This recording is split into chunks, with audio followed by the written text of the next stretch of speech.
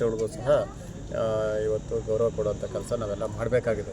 ತಮಗೆ ಗೊತ್ತಿದೆ, ಕೇರಳದಲ್ಲಿ 45 ವರ್ಷಗಳ ಹಿಂದಲೂ ಸಹ ಒಂದು ಎಡಪಂಥೀಯ ಸರ್ಕಾರಗಳು ಮತ್ತು ಕಾಂಗ್ರೆಸ್ ಬೆಂಬಲಿತ ಸರ್ಕಾರಗಳು ಆಳ್ತಾಯಿದ್ವು. ಅಂಥ ಒಂದು ಇದರಲ್ಲಿ ಕೇಂದ್ರ ರಾಜಧಾನಿ, ಕೇರಳದ ರಾಜಧಾನಿ ತಿರುವನಂತಪುರಮಲ್ಲಿ 50 ಸೀಟುಗಳು ಗೆಲ್ಲೋದ್ರ ಮುಖಾಂತರ ಪ್ರಥಮ ಬಾರಿಗೆ BJP ಹೊಸ ದಾಖಲೆಯನ್ನು ಸ್ಥಳೀಯ ಸಂಸ್ಥೆಗಳಲ್ಲಿ ದಾಖಲೆ ಮಾಡಿದೆ. ಇವತ್ತು ಅಲ್ಲಿ ಮತ್ತು 2 ನಗರಸಭೆಗಳು ಸಹ ಅಲ್ಲಿ ಹಿಡಿತಕ್ಕೆ ಬಂದಿದೆ. ಇದೇ ಪ್ರಥಮ ಬಾರಿಗೆ. ಎಲ್ಲ ಇಡೀ ದೇಶದಲ್ಲಿ BJP ಅಲೆ ನಡೀತಾ ಇದೆ, ಕೇಸರಿಮಯ ಆಗ್ತಾ ಇದೆ. ತಮಿಳುನಾಡು ಸಹ, ಕೇರಳದಲ್ಲೂ ಸಹ ಮುಂದಿನ ದಿನಗಳಲ್ಲಿ ನಮ್ಮ BJP ಸರ್ಕಾರ ಬರುತ್ತೆ. ಮತ್ತು ಇಲ್ಲಿ ಕಾಂಗ್ರೆಸ್ ಸರ್ಕಾರ ಇದೆ, ತೆಲಂಗಾಣದಲ್ಲಿ ಕಾಂಗ್ರೆಸ್ ಸರ್ಕಾರ ಇದೆ.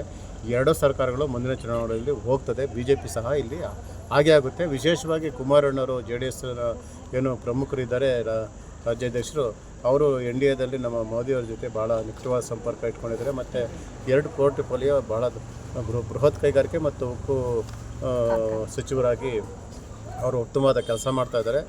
ಜನತಾದಳ ಮತ್ತು BJP ಒಂದೇ ನಾಣ್ಯದ 2 ಮುಖಗಳ ಥರ ಚೆನ್ನಾಗಿ ಕೆಲಸ ಆಗ್ತಾಯಿದೆ. ಮತ್ತು ಅವರ ಒಂದು ಕಾರ್ಯಕರ್ತರು ಸಹ ನಮ್ಮೂರಲ್ಲಿ JDSನ ಒಂದು ಅಭ್ಯರ್ಥಿ ಹಾಕಬೇಕಾಯಿತು, ಅವ್ರು ಆಗದೇ ನಮ್ಮ BJP ಅಭ್ಯರ್ಥಿಗೆ ಸಹಾಯ ಮಾಡ್ತಾಯಿದ್ದಾರೆ. ಇಲ್ಲಿ NDA ಬೆಂಬಲಿತ ಅಭ್ಯರ್ಥಿಯಾಗಿ ವೇಣುಗೋಪಾಲ್ ಇದ್ದಾರೆ. ನಮಗೆ ಖಂಡಿತ ವಿಶ್ವಾಸ ಇದೆ, ಜನಗಳು ಉತ್ತಮವಾದ ಕೆಲಸ ಮಾಡೋದಕ್ಕೆ. ವರಿಷ್ಠ ಪಂಗಡದ ಅಧ್ಯಕ್ಷರು ಮೀಸಲಾತಿ ಇದೆ ಅಧ್ಯಕ್ಷ ಸ್ಥಾನಕ್ಕೆ. ಪ್ರೇಮ್ ಕುಮಾರ್ ಅವರು ನಮ್ಮ ಸ್ನೇಹಿತರು, ನನ್ನ ಒಡನಾಡಿಯವರು, ನಾವೆಲ್ಲ ಜೊತೆಯಲ್ಲಿ ಓದಿದಂಥವ್ರು. ಅವರು ಅಧ್ಯಕ್ಷ ಆಗ್ತಾರೆ. ಅವ್ರ ಕೈ ಬಲಪಡಿಸೋದಕ್ಕೆ ಇಲ್ಲಿಂದ ಒಬ್ಬರು ವೇಣುಗೋಪಾಲ್ ಅವರು BJPಯಿಂದ ಗೆದ್ದು ಹೋಗ್ತಾರೆ. ಅಧ್ಯಕ್ಷರು ಮತ್ತು ಸದಸ್ಯರು ಒಂದೇ ಪಾರ್ಟಿ ಇರೋದ್ರಿಂದ ಗ್ರಾಮದಲ್ಲಿ ಅನೇಕ ಕೆಲಸ ಕಾರ್ಯಗಳು ಆಗೋದಕ್ಕೆ ಅನುಕೂಲ ಆಗುತ್ತೆ. ವಿಶೇಷವಾಗಿ ಈ ಖಾತೆಗಳು ಆಗಬೇಕಾಗಿದೆ ಊರಲ್ಲಿ.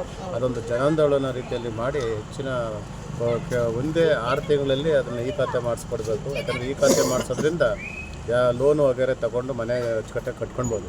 ಮತ್ತು ಕೆಲವು ಚರಂಡಿ ಕೆಲಸಗಳು ಮತ್ತು ಮನೆಗಳು ಕೆಲವರಿಗೆಲ್ಲ ಸ್ಯಾಂಕ್ಷನ್ ಮಾಡಿ ಕೊಡಬೇಕಾಗಿದೆ. ಪರಿಷ್ಠ ಜಾತಿ ಪರಿಷ್ಠ ವರ್ಗಗಳ ಮೀಸಲಾತಿ ಹಣ ಇದೆ 24%, ಆ ಹಣದಿಂದ ಸ್ವಲ್ಪ ಬಡವರಿಗೆ ಹೆಚ್ಚು ಮನೆಗಳು ಕೊಡಿಸೋವಂಥ ಕೆಲಸಗಳು ಸಹ ನಾವು ಮಾಡ್ತೀವಿ. ನಮಗೆ ವಿಶ್ವಾಸ ಇದೆ. ಈಗ ಗ್ರಾಮದಲ್ಲಿ ವಿಶೇಷವಾಗಿ ಇವತ್ತು ನಮ್ಮೂರಲ್ಲಿ 2 ಕಾಂಗ್ರೆಸ್ಸಿನ ಆಕಾಂಕ್ಷಿಗಳಿದ್ದರು ಕಾಂಗ್ರೆಸ್ ಪಕ್ಷದಲ್ಲಿ. ಅವ್ರಿಗೆ ಟಿಕೆಟ್ ಕೊಡ್ತೀರಾ? ದೊಡ್ಡಬಳ್ಳಾಪುರ ನಗರದಲ್ಲಿ ವಾಸ ಇರೋವಂಥವರು ಕಳೆದ 1.5 ತಿಂಗಳ ಹಿಂದೆ ವರದನಹಳ್ಳಿಯಲ್ಲಿ ವೋಟರ್ ಲಿಸ್ಟಿಗೆ ಸೇರಿಸಿ ಇಲ್ಲಿ ಬಂದು ದೊಡ್ಡಬಳ್ಳಾಪುರದಿಂದ ಬಂದು ಇಲ್ಲಿ ಎಲೆಕ್ಷನ್ ನಿಂತಿದ್ದಾರೆ ಕಾಂಗ್ರೆಸ್ಸಿಂದ. ಕಾಂಗ್ರೆಸ್ನವ್ರಿಗೆ ಇಲ್ಲಿ ಊರಿನವ್ರ ಮೇಲೆ ಯಾವುದೇ ಒಂದು ಮನಸ್ಸಿಲ್ಲ. ಇಲ್ಲಿನ ಕಾಂಗ್ರೆಸ್ನವ್ರ ಮೇಲೆ ವಿಶ್ವಾಸ ಇಲ್ಲ ತಾಲೂಕು ಕಾಂಗ್ರೆಸ್ ಪಕ್ಷಕ್ಕೆ. ಹಾಗಾಗಿ ಬೇರೆ ಊರಿನಿಂದ ತಂದು ಇಲ್ಲಿ ಹಾಕಿದ್ದಾರೆ. ಇಲ್ಲಿನ ಕಾಂಗ್ರೆಸ್ ಮುಖಂಡರನ್ನು ತಿರಸ್ಕರಿಸಿದ್ದಾರೆ. ಅವೆಲ್ಲ ಕಾರಣದಿಂದಾಗಿ ನಮಗೆ ವೇಣುಗೋಪಾಲ್ ಅವ್ರಿಗೆ ತುಂಬ ಅನುಕೂಲವಾಗಿದೆ. ನಾವು ಗೆಲ್ತೀವಿ. ಮತ್ತು ಈ ಗ್ರಾಮದಲ್ಲಿ ಒಂದು ಉತ್ತಮವಾದಂಥ ಕೆಲಸಗಳನ್ನು ಮಾಡಿ ಮುಂದಿನ ಚುನಾವಣೆಗೂ ಸಹ ಜನಗಳು ಮನಸ್ಸಲ್ಲಿ ಇರಬೇಕು. ಜನಗಳು ಇವರು ಒಳ್ಳೆ ಕೆಲಸ ಮಾಡಿದ್ದಾರೆ, ಮತ್ತೆ ಅವ್ರನ್ನ ಗೆಲ್ಲಿಸ್ಬೇಕು ಅನ್ನೋ ಒಂದು ಮನಸ್ಸು ಬರಬೇಕು. ಆ ರೀತಿ ಕೆಲಸ ಮಾಡಿ ತೋರಿಸ್ತೀವಿ. ವೇಣುಗೋಪಾಲ್ ಇನ್ನೂ ಯುವಕ ಇದ್ದಾರೆ, 31 ವರ್ಷ. ಅವರು ಉತ್ತಮವಾದ ಕೆಲಸ ಮಾಡ್ತಾರೆ. ವಿಶೇಷವಾಗಿ ಗ್ರಾಮದಲ್ಲಿ ತುಂಬ ಹಿರಿಯ ಕಾರ್ಯಕರ್ತರು, ನಮ್ಮ ರಾಮಾಂಜನಪ್ಪ ಇರ್ಬೋದು, ಮುನ್ರಾಜು ಮಾಜಿ ಮೆಂಬರ್ ಮುನ್ರಾಜ್ ಇರ್ಬೋದು, ನಮ್ಮ ವಕೀಲರಾದಂಥ ರಾಜೇಂದ್ರ ಇರ್ಬೋದು, ಅನೇಕ ಜನ ಇದ್ದಾರೆ. ಸುನೀಲ್ ಅಂತಿದ್ದಾರೆ, ರವಿ ಅಂತಿದ್ದಾರೆ, ರಮೇಶ್ ಅಂತಿದ್ದಾರೆ, ಮೂರ್ತಿ ಅಂತಿದ್ದಾರೆ, ಹಲವರು ವಕೀಲ.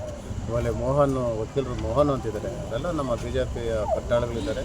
ಅವರೆಲ್ಲ ಸೇರಿಕೊಂಡು ನಮ್ಮ ಅಭ್ಯರ್ಥಿನ ಗೆಲ್ಲಿಸ್ತಾರೆ. ನಾವು ಅವ್ರ ಹಿಂಬಾಲಕರಾಗಿ ಇದ್ದೀವಿ. ಅವ್ರನ್ನ ನಮ್ಮ ಪಕ್ಷದ ಅಭ್ಯರ್ಥಿನ ಗೆಲ್ಲಿಸ್ಬೇಕು ಅಂತ ಶತಾಯಗತೆ ನಾವು ಕೆಲಸ ಮಾಡ್ತಾಯಿದ್ದೀವಿ. ವಿಶ್ವಾಸ ಇದೆ. ಆಮೇಲೆ ಎಲ್ಲರೂ ಸಹ ವೇಣುವನ್ನು ಗೆಲ್ಲಿಸ್ಬೇಕು ಅಂತ ಆಲ್ರೆಡಿ ನಿರ್ಧಾರ ಮಾಡಿದ್ದಾರೆ.